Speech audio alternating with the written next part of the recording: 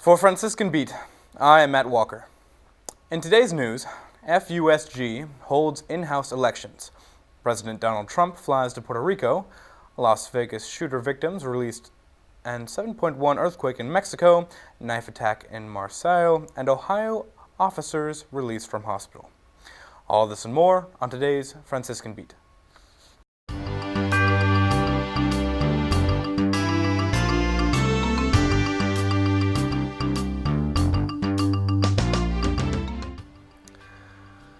On October 2nd, Franciscan University student government swore in newly elected senators and held elections for all other empty seats at the formal meeting on Wednesday.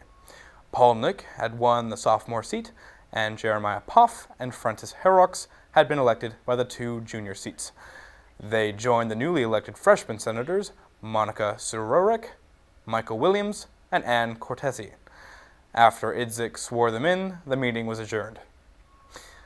Police in Northeast Ohio say two officers wounded in a shooting at a car dealership have been released from a hospital and are recovering at home. President Donald Trump is pledging to help Puerto Rico continue to recover from Hurricane Maria's devastation. He is defending his administration's handling of the disaster that knocked out power to the U.S. island's 3.4 million people. Investigators have updated the number of firearms they found in the hotel room and home of the Las Vegas shooter. Assistant Sheriff Todd Fasulo says officers have found 23 firearms in the Monday Bay Hotel room of Stephen Craig Paddock and 19 firearms at his home in Mesquite, Nevada. A motive for the Sunday night shooting that left 59 people dead and more than 500 injured has not yet been determined. Officials have raised the death toll of last month's magnitude 7.1 earthquake in Mexico to 366 people. National Civil Defense Coordinator Luis Felipe Puente says via Twitter that the total has increased by 3.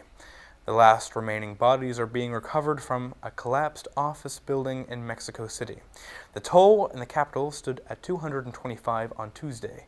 The September 19th earthquake followed an even stronger magnitude 8.1 earthquake that struck the southern states of Oaxaca and Chiapas, killing nearly 100 people. An official says a fourth person has been detained by French officers investigating the knife attack in which a Tunisian national fatality stabbed 2 young women in the southern port of Marseille. Interior Minister Gerard Collomb said on France Interradio Tuesday that the assailant had Italian residency and a valid Tunisian passport. The attacker was killed by soldiers after Sunday's stabbings, which were claimed by the Islamic State group. In sports today, a talent manager company is asking a federal judge to throw out a lawsuit that links the company to alleged improper use of ex-athletes' photos by Ohio State University. IMG says the lawsuit filed earlier this year by former Ohio State linebacker Chris Spielman doesn't provide facts showing the company did anything wrong. A message was left with Spielman's attorney, who is expected to oppose IMG's request. Officials say a jockey was injured during a race at northeastern Oklahoma track and has died. The Cherokee Nation says jockey Mario Chavez was injured Saturday at Will Rogers Downs after his horse crashed into the side rail, throwing him to the ground. Chavez bred and raced horses for 26 years in the northeastern Oklahoma, and he won the Tulsa State Fair Stakes in July. In today's weather, we can look forward to an intoxicating high of 82 degrees and a disconcerting low of 53 degrees as we transgress into the later hours of the evening.